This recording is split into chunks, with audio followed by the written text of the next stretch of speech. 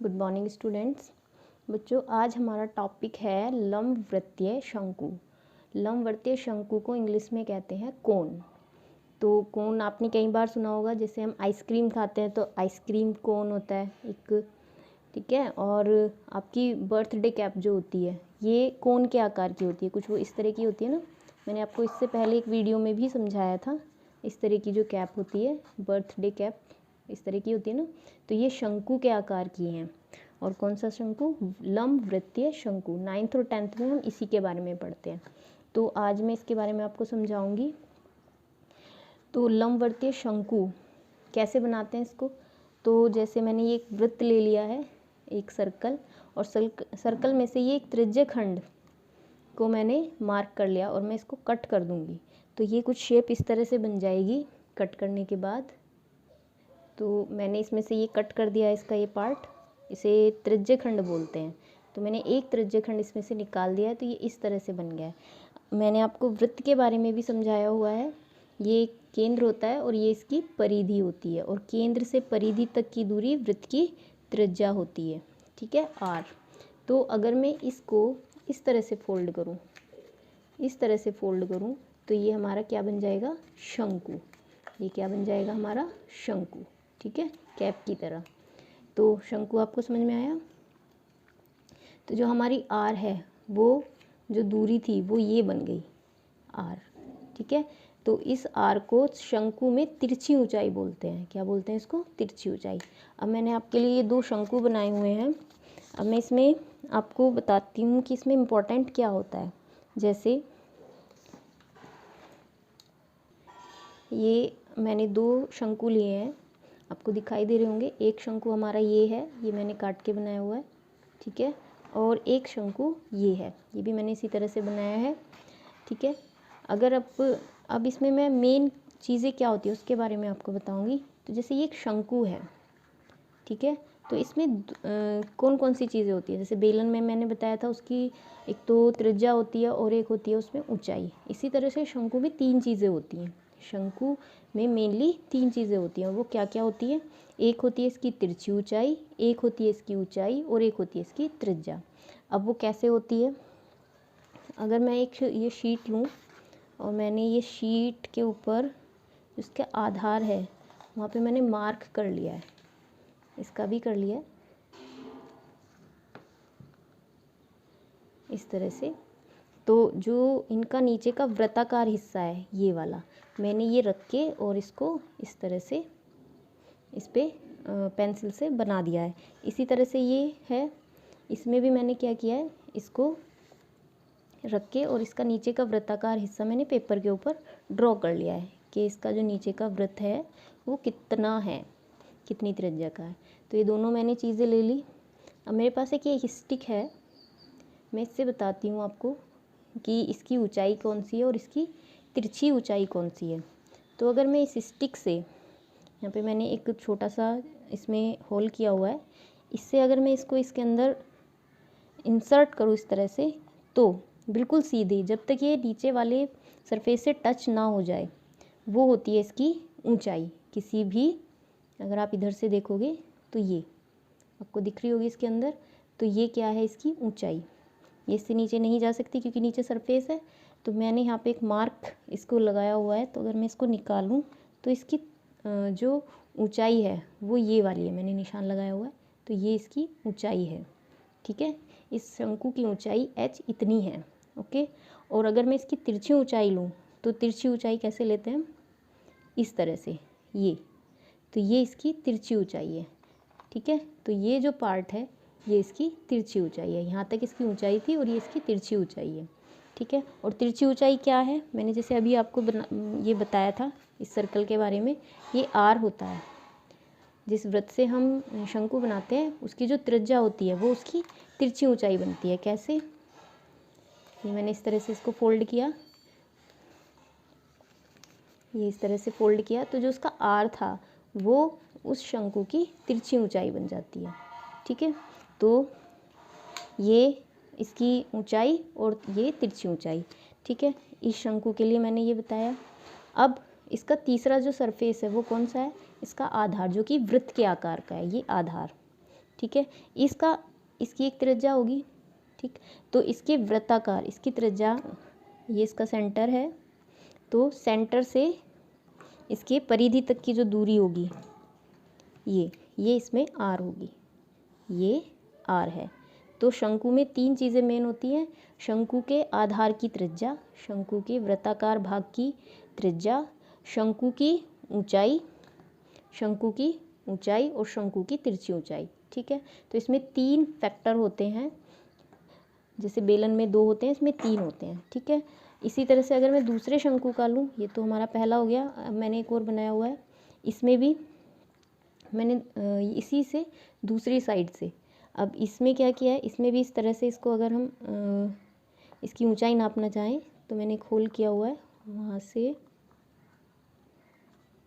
दोनों में same process से ये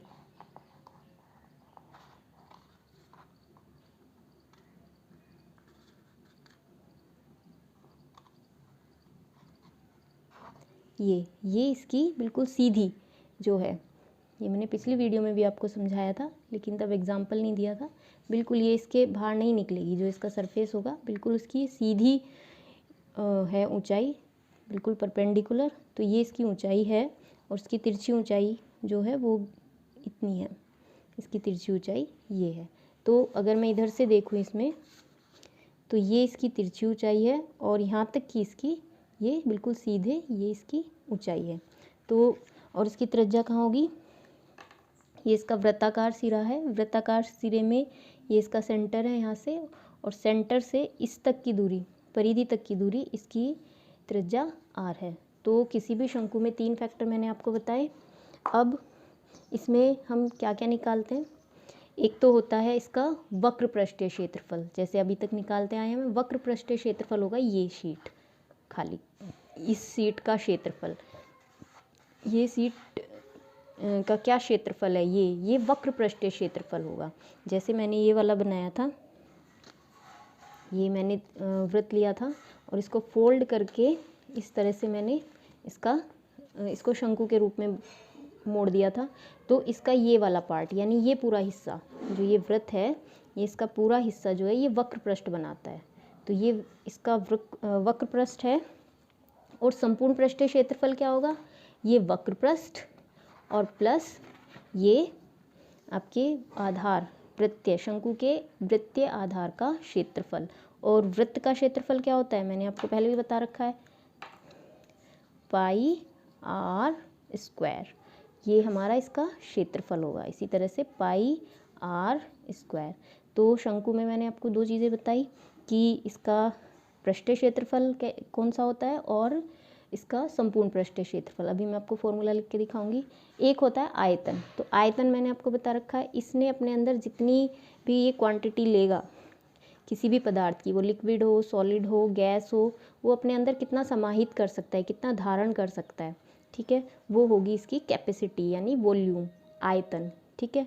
तो मैं इन तीनों के फॉर्मूले आपको बता रही हूँ, तो आपको ये सब चीज़ें तीनों क्लियर हो गई होंगी, ठीक है। अब ये किसी वृत्ताकार, जैसे मैंने आपको समझाया, किसी वृत्त को इस तरह से त्रिज्याखंड अलग करके और इस तरह से फोल्ड करके बनाते हैं, ठीक है। तो ये तो एक तरीका हो गया। क्वेश्चन कभी कभी थोड़ा घुमा के पूछ लिया जाता है, जो आपने का समकोण त्रिभुज होता है, समकोण त्रिभुज यानी इस तरह का, जिसमें एक कोण 90 अंश का होता है, ठीक है। तो ये हमारा समकोण त्रिभुज है। तो अगर हम इमेजिन करें इसको, ये मैंने इस पर एक पिनअप कर लिया है, इस तरह से ये एक फ्लैग की तरह बन गया है। तो ये समकोण त्रिभुज को अगर मैं रोटेट करूं, इस भुजा को स्थिर रखे और इसको इस तरह से रोटेट करूं बहुत तेज़, तो अभी तो मैं इससे नहीं कर पा रही हूँ क्योंकि इसका जो ये है ये इतना मजबूत नहीं है। तो अगर हम इस तरह से इसको ऐसे घुमाएंगे बहुत तेज़, तो जो ये घूमेगा तो ये एक शंकु की आकृति को क्रिएट करेगा, ठीक है, ये एक शंकु बनाएगा। तो कभी कभी क्वेश्चन में ये पूछ लिया जाता है कि एक समकोण त्रिभुज को किसी एक भुजा के अनुदिश घुमाने पर क्या बनेगा, तो शंकु बनता है। किसी समकोण त्रिभुज में 2 भुजाएं लंबवत होती हैं, लंबवत यानी 90 डिग्री का एंगल बनाती हैं। तो ये किसी भी समकोण त्रिभुज में दो भुजा होती हैं जो आपस में लंबवत होती हैं। तो या तो मैं इस भुजा के परित इसको घुमाऊँ इस तरह से जैसे मैंने बना रखा है, या फिर मैं इस डंडी को अगर यहाँ लगा लूँ तो इसके परित भी इसको घुमा सकते हैं। तो दोनों ही कंडीशन में हमारा शंकु बनता है। ठीक है, वो तो हम 10th में पढ़ेंगे कि इसके अकॉर्डिंग भी घुमाते हैं तो भी शंकु बनता है। अभी आप केवल इतना समझ लो कि जो दो लंबवत भुजाएं हैं, दोनों में से किसी एक के परित अगर मैं इसको घुमाऊँ तो शंकु बनेगा। ठीक है, और शंकु बनने पर जो इसका कर्ण है, जो ये कर्ण है 90 के सामने वाली भुजा, ये तिरछी ऊंचाई हो जाएगी। जो उसकी ये वाली भुजा है जिसके परित हम घुमा रहे हैं वो उसकी ऊंचाई हो जाएगी, और जो नीचे वाला आधार बचा, जो नीचे वाली भुजा बची, ठीक है, वो उसकी त्रिज्या हो जाएगी। तो समकोण त्रिभुज को किसी एक लंबवत भुजा के परित घुमाने पर भी शंकु बनता है, और उस शंकु में कर्ण को आप लोगे, उस त्रिभुज के कर्ण को लोगे तिरछी ऊंचाई, जिस भुजा के परित वो उसको घुमा रहे हैं उस भुजा को लोगे उस शंकु की ऊंचाई, और जो भुजा आपकी बची अब कर्ण और इस भुजा के अलावा जो तीसरी भुजा बची, ये बनाएगी उस शंकु का त्रिज्या। तो ये तीनों चीज़ें आप यहाँ से भी करोगे। तो मैंने आपको दोनों तरीके से शंकु समझा दिया है। अगर आपको ये चीज़ क्लियर हो जाती है और फॉर्मूले लर्न है तो आप शंकु का कोई क्वेश्चन भी नहीं छोड़ोगे। ओके स्टूडेंट्स, तो इनको अच्छे से आपको पहले समझना है। पहले मैं आपको तीनों के फॉर्मूले इनके बता देती हूँ कि क्या होता है। पहला है शंकु का वक्र पृष्ठ। हाँ, तो इसमें शंकु का पार्श्व पृष्ठीय क्षेत्रफल यानी curved surface area. Curved surface area आप समझ गए होंगे, जो इसका ये चारों तरफ का हिस्सा है घुमावदार, तो ये होता है पाई आर एल। ठीक है, अब पाई आपको पता है इसका मान 22/7 होता है या 3.14, और एल होती है तिरछी ऊंचाई। तिरछी ऊंचाई समझ गए ना, ये वाली जो होती है। ठीक है, और शंकु का संपूर्ण पृष्ठीय क्षेत्रफल क्या होता है, उसका पार्श्व पृष्ठीय क्षेत्रफल, और ये जो आधार है इसका क्षेत्रफल। तो पार्श्व पृष्ठीय क्षेत्रफल pi R L plus pi R square, तो ये बराबर होगा pi R into L plus R. अब तीसरा आता है शंकु का आयतन, यानी इसके अंदर कुछ भी लिक्विड या कुछ भी डालो तो वो कितना आएगा, तो वो होता है 1/3 पाई आर स्क्वायर एच। अगर आपने फॉर्मूला लर्न किए हुए हैं तो बेलन का होता है पाई आर स्क्वायर एच, तो उसी के में 1/3 लगा दोगे तो ये आ जाएगा शंकु का आयतन। अब मैंने इसमें नोटेशन आपको लिख दिया है। पाई आपका होता है 22/7 या 3.14, आर होता है शंकु के वृत्ताकार सिरे की त्रिज्या, और एच होती है शंकु की ऊंचाई, और एल होती है शंकु की तिरछी ऊंचाई। ठीक है, तो ये आपको लर्न करना है। एक चीज़ आपको समझा दूँ, संपूर्ण पृष्ठीय क्षेत्रफल बराबर होता है पार्श्व पृष्ठीय क्षेत्रफल प्लस वृत्तीय सिरे की, जो वृत्ताकार सिरा होता है उसका क्षेत्रफल, यानी पाई आर स्क्वायर। अब इन दोनों में से इसमें पाई आर कॉमन है, इसमें पाई है और आर की 2 घात है, एक बाहर ले लेंगे, तो पाई आर बाहर लेने पर इसमें एल बचेगा और इसकी 1 घात बाहर चलेगी और 1 अंदर बचेगी। तो इसका क्षेत्रफल संपूर्ण पृष्ठीय क्षेत्रफल कितना आ जाएगा, pi R into L plus are.